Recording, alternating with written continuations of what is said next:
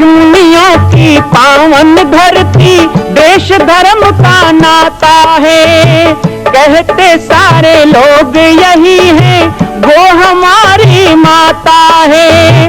जाग उठो ओ भारतवासी, जाग उठो ओ भारतवासी, गौ पर छुरियां चलती हैं। बंद करो गौ माँ की हत्या, सारी जनता कहती है। बंद करो गौ माँ की हत्या, सारी जनता कहती है।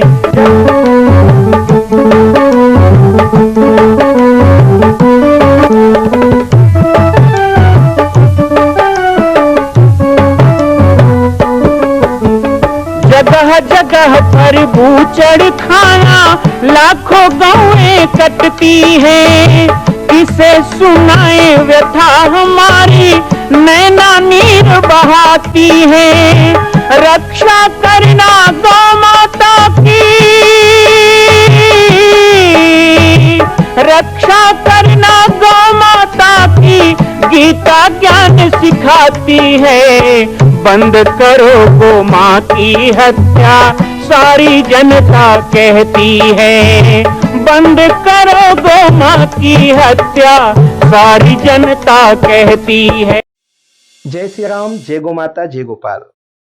स्वागत है आप सभी का भारत के हृदय स्थल छत्तीसगढ़ प्रांत में मां कौशल्या धाम जिला बालोद में विगत 18 वर्षों से बन रहे इस विशाल दिव्य भव्य मंदिर का निर्माण। विश्व के अंदर भगवान राम के लाखों मंदिर हैं। अब अयोध्या में भी रामलला विराजित हो चुके हैं, लेकिन छत्तीसगढ़ की बेटी मां कौशल्या जो राम की माता है, उनका एक भी मंदिर पूरे विश्व में नहीं।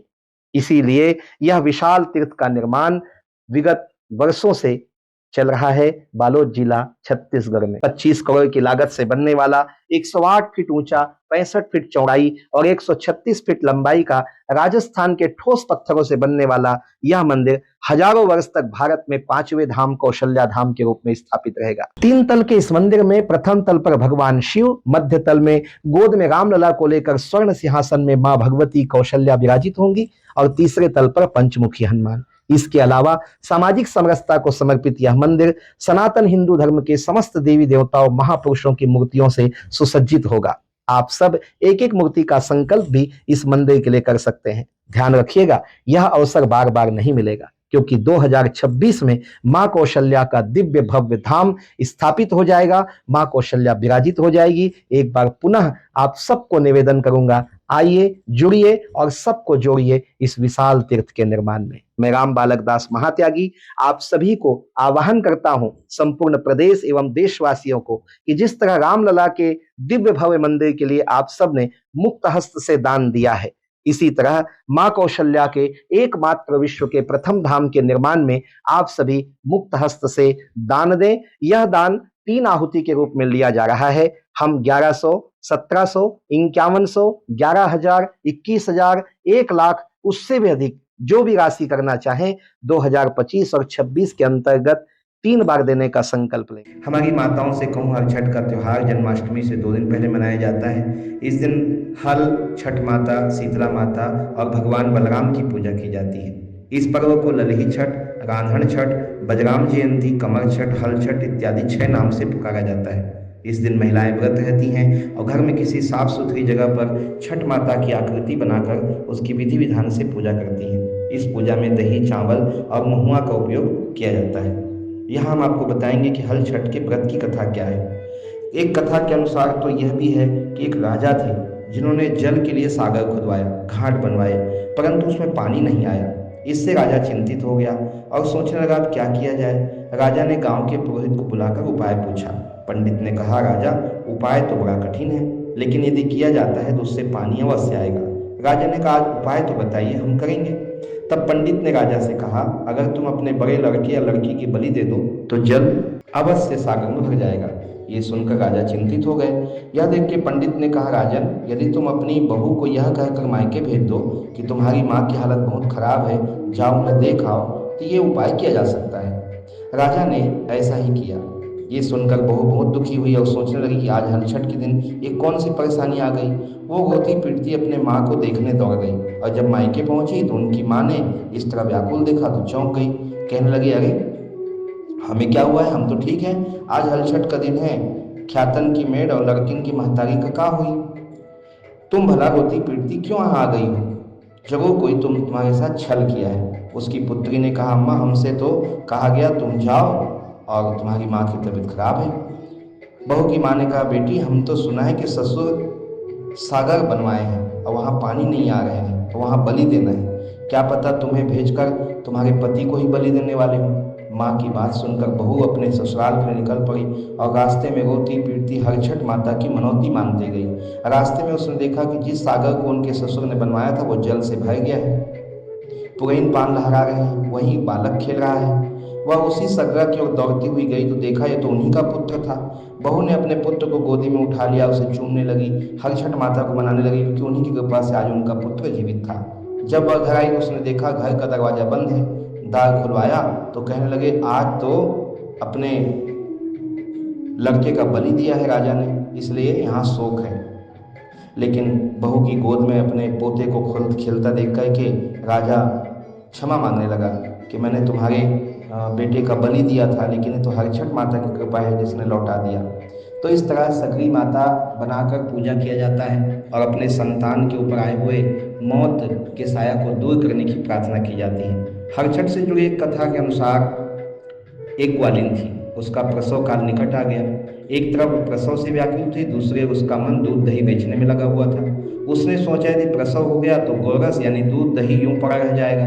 यह सोचकर वो दूध दही के घड़े सिर पर रखकर बेचने के लिए चल दी, किंतु कुछ दूर पहुंचने पर उसे प्रसव पीड़ा होने लगी। इसके बाद वह एक झरबरी की ओट में चली गई, वहां उसने एक बच्चे को जन्म दिया। दूध दही बेचने के लालच में अपने बच्चे को वहीं छोड़कर पास के गांव में चली गई। संयोग से उस दिन हल षष्ठी था। हल षष्ठी होने के कारण सभी को भैंस के दूध का उपयोग करना था, क्योंकि यम की पूजा की जाती है और यम को भैंस का दूध दही पसंद है, इसलिए यम के लिए ही भैंस के दूध दही का इस्तेमाल हर छठ के दिन माताएं करती हैं।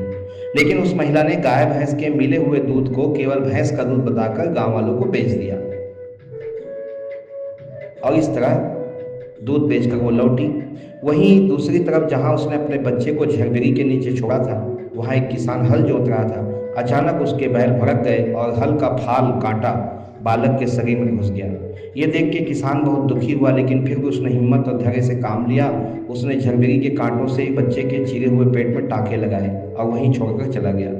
कुछ देर बाद ग्वालिन दूध बेचकर पहुंची। अपने बच्चे की ऐसी दशा देखकर उसे समझते देर नहीं लगी कि यह उसी के पाप की सजा है। वो मन ही मन सोचने लगी, मैंने झूठ बोलकर गाय का दूध नहीं बेचा होता तो गांव की स्त्रियों का धर्म भ्रष्ट नहीं हुआ होता और मेरे बच्चे की आज ये दशा न होती। उसके बाद महिला ने प्रायश्चित करने की चाह से सारी बात जाके गांव वालों को बता दी। तब स्त्रियों ने स्वधर्म की रक्षा के लिए उस पर रहम खाकर उसे क्षमा कर दिया। स्त्रियों के द्वारा आशीर्वाद पाकर वह पुनः झरबरी के नीचे पहुंची तो देखा उसका बच्चा यथावत जीवित हो उठा था। तो इस तरह दो कहानी हम सुने हैं। कहने का अर्थ यह है कि यम की पूजा करके अपने बच्चों के लंबे उम्र की कामना माताएं करती हैं, इसलिए यम को भैंस का दूध दही चढ़ाया जाता है। आज के दिन भैंस के दूध दही का ही सेवन किया जाता है, बाकी गौ माता का दूध दही संपूर्ण पूजा में उपयोग किया जाता है। इस तरह हर छठ माता आप सब के भी संतानों को खूब लंबी आयु दे, यही हम माताओं के लिए कामना करते हैं। हर छठ की एक कथा आती है कि जब कंस ने देवकी के बहुत से पुत्रों को मार दिया, 7 बच्चों को मार दिया, तब देवकी ने हल षष्ठी का व्रत रखा और वही 7वां गर्भ कर्षण करके बलराम जी के रूप में रोहिणी के गर्भ में डाला गया। योग माया के द्वारा कर्षण के विक्रय के कारण बलराम का एक नाम संकर्षण भी हुआ।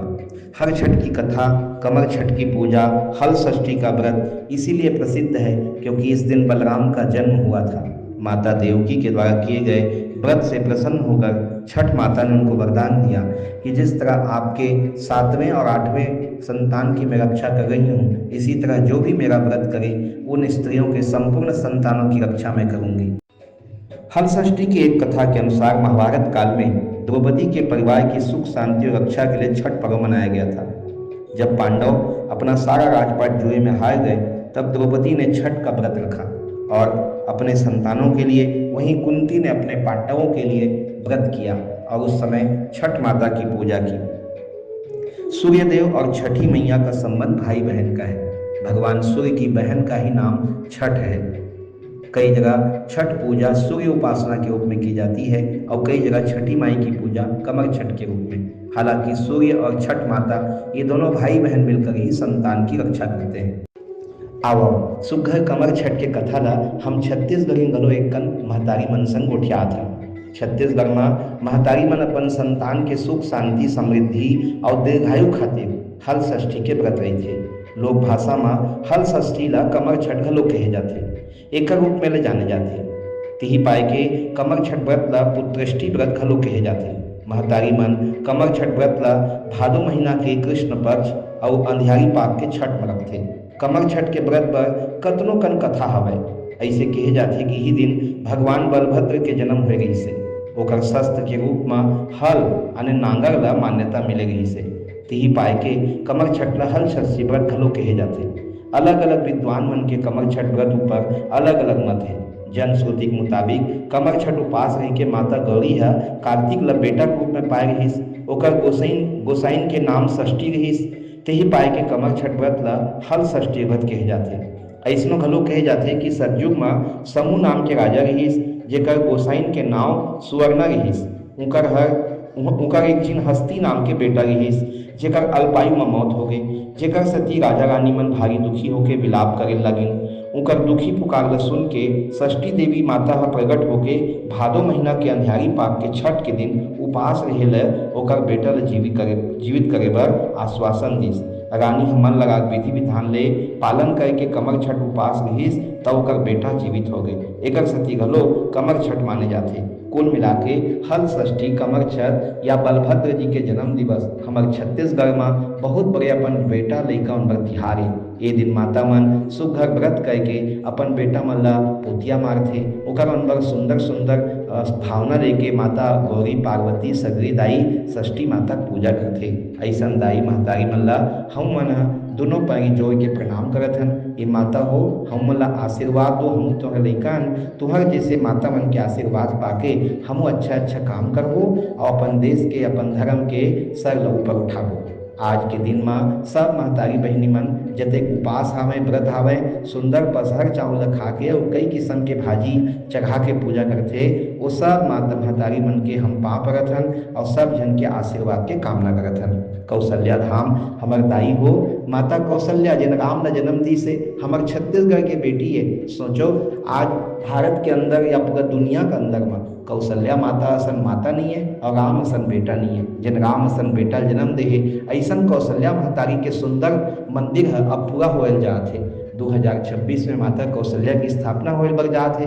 तो आप सब माता मन से निवेदन है कि अपन थोड़ा थोड़ा आशीर्वाद यहू लई कर दो ताकि कौशल्या माता ला हम 2026 में बैठा सकन। लेकिन आशीर्वाद भर में हमार पेट नहीं भरे तेकर सती हम माता बहिनी मन से यहू कामना करत हन कि आज कमर छठ के दिन ए लइका बर थोड़ा थोड़ा अंश जरूर निकालू जेल कौशल्या धाम मंदिर में हम दे सकन दान पुण्य के बरोबर कर सकन। और साथे साथ जब कौशल्या माता बैठी तो ओकर साजो श्रृंगार करे बर ओकर सोना चांदी गहना करे बर तुम माता च मन चिंता करना है। ये समझ लो कि तीजा में तो हर साल बेटी आते ओकर बर हम जोगा करथन। लेकिन हमार छत्तीसगढ़ के बेटी राम के माता हमार बेटी कौशल्या है ये साल तीजा मनाए बर आए हैं और ओकर बर का हम जोगा कर सकथन ये माता मन ला करना है। कमर छठ के बहुत बहुत आप मन ला बधाई देवत हुए और आप मन ला प्रणाम करत हुए इस हर छठ के कथा लई में सिरवावत हूँ। जय सिया राम, जय हल षष्ठी माता। मां कौशल्या के धाम का निर्माण प्रारंभ हो चुका है, अब 2026 में पूर्ण होने वाला है।